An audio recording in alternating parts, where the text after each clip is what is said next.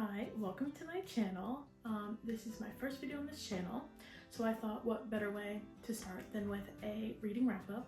So we're gonna do my January reading wrap-up, and yeah, I think I did pretty well this month, so let's get into it. Okay, so for the month of January, I did read 9 books. 5 of them were on my Kindle, so we'll talk about those. I think this was definitely a better reading month for me. The last couple of months before January, I don't even think I read 9 books in like the last 5 months, so it's been good, it's been refreshing. I'm definitely kind of maybe changing what I like a little bit and getting a little bit more specific with my genres or my preferences. So let me tell you what I read this month. First, to start off, I did read 4 books in a series on my Kindle. A series that I found through Stuff Your Kindle Day because I just picked one, and I was like, okay, let me download it. And it was about an FBI agent. Honestly, it was really entertaining, so I kept reading them. So in January, I read books 2, 3, 4, and 5. Book 2 was Don't Breathe. 3 was Don't Run. Book 4 was Don't Flinch. And book 5 was Don't Remember. I grouped them all together because they're all under 200 pages. They're about the same main character, and you just follow her through each case that she's going through at that point in her life.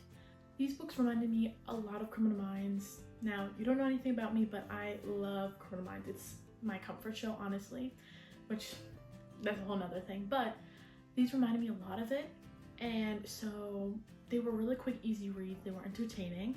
I listened to them as well as read them. So when I didn't have time to pick up my Kindle and read them, I did physically listen to them. I'm grouping them all together because the ratings are pretty similar because they're so short and it's really only entertaining for the case. They're not my favorite books, but I would definitely recommend them if you wanted to kind of read something similar to Criminal Minds, but they're not like life-changing or anything of that. I gave Don't Breathe 3 stars. I gave Don't Run 3 stars as well. I gave Don't Flinch 2.5 stars. Honestly, it just wasn't as good as the others. Like entertaining in my opinion. It started to kind of get a little repetitive, so that's why I kind of got a little lower. And Don't Remember, I gave a 3 star, so it kind of went a little bit up for me. The storyline was a little bit more different and incorporated a couple different things in it, and it got more personal for her, so it kind of made it more interesting. I would overall recommend the books though if you like Criminal Minds, if you like that kind of FBI suspense. I thought that they were really entertaining. Is the writing the best and the storytelling the best? No, but they're entertaining. If you want something short to read or listen to with that, Criminal Minds vibe, I definitely recommend them. Okay, next I read another book on my Kindle. It's one that I think I saw people talking about, I think on here on YouTube, but it's dark romance, which I don't really read, honestly, a lot of. Okay, the next book is Lights Out. It's a stalker romance, which I was like, okay. Honestly, after reading the FBI series, I was honestly like, okay, let's get into some romance. I'm like, this sounds entertaining. So at this point, to try to continue, not being in a slump, I was like, let me just pick up the next entertaining thing. And it was Lights Out. Let me tell you, this book was so good. Honestly, it exceeded my expectations. I did give it a 4 star. It's not like a 5 star. It's not like an amazing, but entertaining. The storyline, the characters were so funny. Like, honestly, it was really, really good. It was way better than I thought it was going to be. It had the romance, it had the dark themes, but honestly, especially, I also listened to the audio when I couldn't pick up the book, and these characters were so funny. So honestly, that really made it for me. And yeah, I gave it a 4 star. And apparently there's supposed to be another book coming out in like an interconnected standalone with another character we meet in this. Honestly, I would read it because I just found the whole thing so funny because it took like a turn in a whole nother direction. So I recommend this book, even if you don't like dark romance, because it's not like super dark. It's not like, it's a stalker romance, but it's not like Haunting Adeline or something like that. It's not like scary. It's honestly funny. And both the characters are really, really funny. So I would definitely recommend it, and I'm really glad that I read it. Okay, finally we're getting into some physical books. But I'll put this whole thing up together because it is a series. So I read the Hunger Games trilogy, the original trilogy. I will say I actually have never watched the movies. I know, very surprising, but yeah, I've never watched them before. I honestly went into this book blind, you know, to a certain degree. I definitely did know kind of the themes, the aspect of it. I know like other books that were kind of similar to the storyline, so I was like, okay, I think I would like it. I definitely really enjoyed the book. It was way better than I thought it was going to be. I loved Katniss. I loved the writing and just like the way that it's told.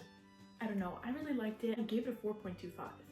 It was definitely more than 4, but not a 4.5 yet because the story was kind of still developing for a good half of the book, but I honestly loved it a lot. It's like crazy because I didn't even know any of the things that were gonna happen, nothing.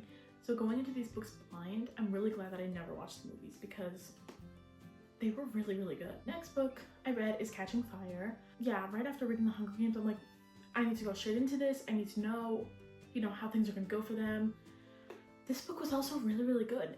Honestly, a lot of the books kind of follow the same format of like one half of the book is kind of following this kind of storyline, I guess, and then the other half is like where it picks up and follows something different.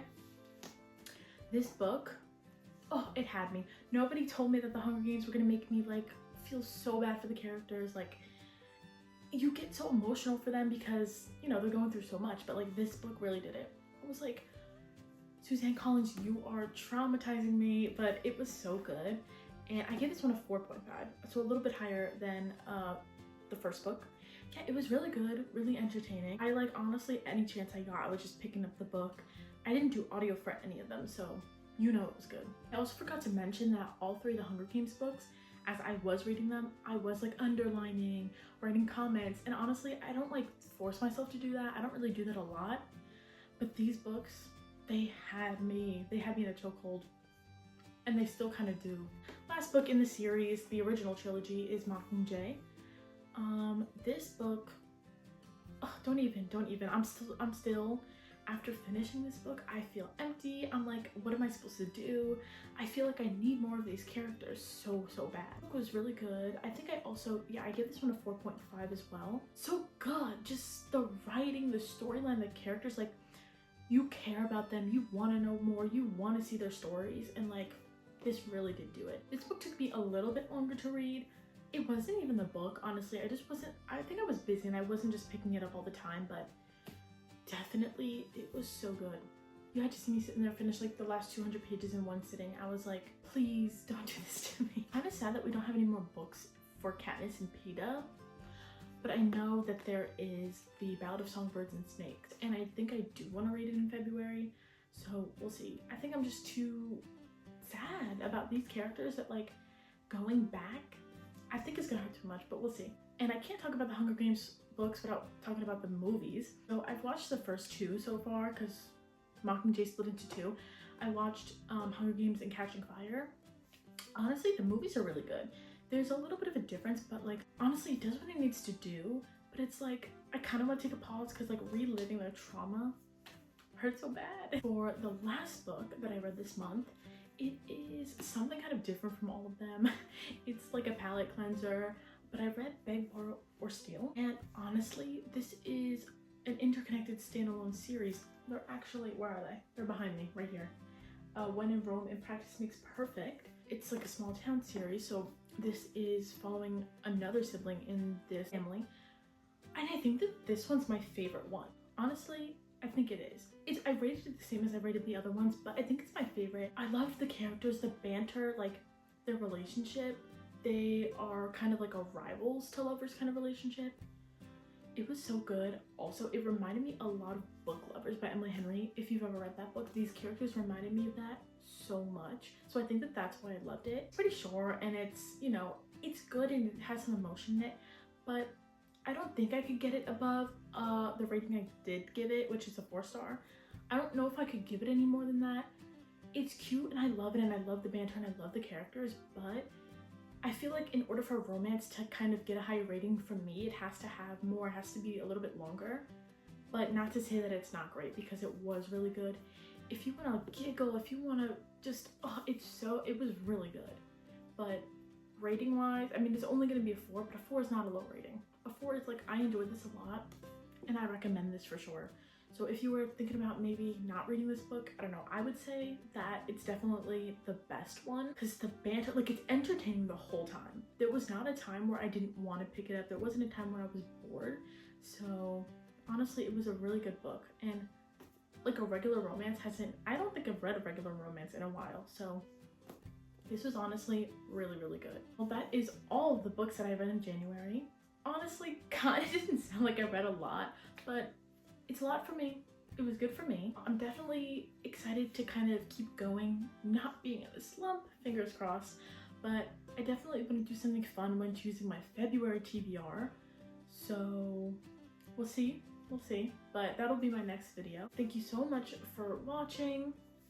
If you like this, comment down below anything else you would like to see, and subscribe, and yeah, thank you for watching.